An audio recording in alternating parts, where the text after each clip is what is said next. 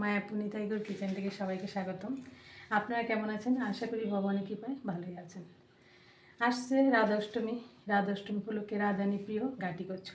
তার জন্য আমি আজকে গাঁটি কচু দিয়ে একটা সবজি বানাবো। গাঁটি কচু আর গোবিন্দভোগ চাল দিয়ে খুব সুন্দর দারুণ একটা আপনাদের সাথে রেসিপি শেয়ার করব। তার জন্য আমি গাঁটি কচু নিয়ে নিয়েছি। গাঁটি কচু ছাড়িয়ে ভালো করে পরিষ্কার করে ধুয়ে নিয়েছি। আর এখানে নিয়ে নিয়েছি ছোটো এক বাটির গোবিন্দভোগ চাল। প্রথমে আমি গাঁটি কচুটাকে সুন্দর করে তেলে ভেজে নেব। তার জন্য কড়াইতে আমি তেল দিয়ে দিয়েছি, সাদা তেল। এই রান্নাটা সাদা তেল দিয়েই ভালো হয়। প্রথমে আমি গাঁটি কচুটাকে দিয়ে দিচ্ছি।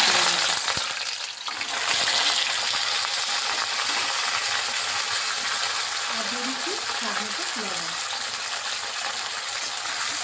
লবণটা দিয়ে ভালোভাবে একটু নেড়ে ছেড়ে দিচ্ছি। আর 1 মিনিটের জন্য আমি একটু ঢাকা দিয়ে ভালো যাতে করে সিদ্ধ হয় তার জন্য একটু ঢাকা দিয়ে রাখবো।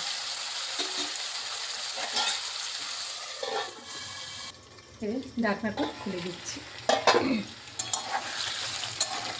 এই দেখুন কচুটা খুব সুন্দর সিদ্ধ হয়ে গেছে। এখন একটু নেড়ে ছেড়ে ভেজে নামিয়ে দিচ্ছি। এই যে কচুগুলো ভাজা হয়ে গেছে।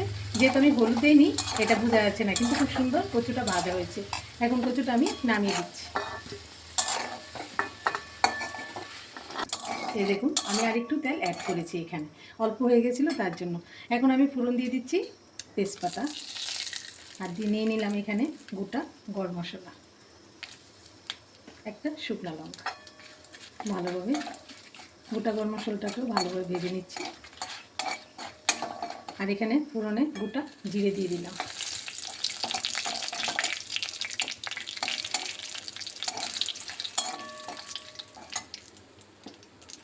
আর এখানে নিয়ে নিলাম কটা কাঁচা লঙ্কা দিয়ে দিলাম। আর এখানে একটু হিংগুড়ো দিয়ে দিচ্ছি ভালো একটা সুন্দর সেন্টের জন্য। এবার প্রতিটা লঙ্কা জিরে ভালোভাবে ভেজে নিচ্ছি।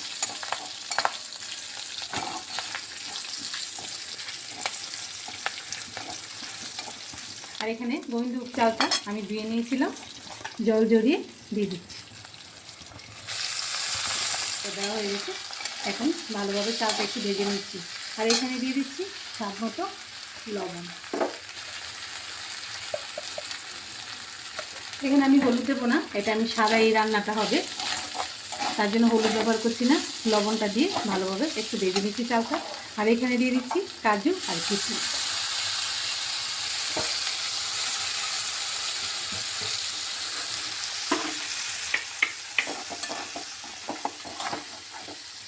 একটু ভালোভাবে নেড়ে চেড়ে চালটাকে ভেজে নিচ্ছি। এখানে একটু জিরে, এক টুকরো আদা আমি বেটে নিয়েছি, মশলাটাকে দিয়ে দিচ্ছি।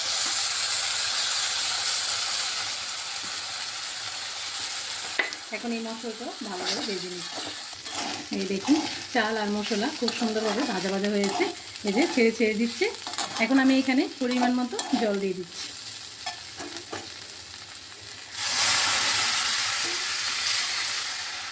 এরকম পরিমাণভাবে জল দিতে হবে যাতে করে এই গোবিন্দভোগ চালটাও সিদ্ধ হবে আর একটু মাখা মাখা থাকবে।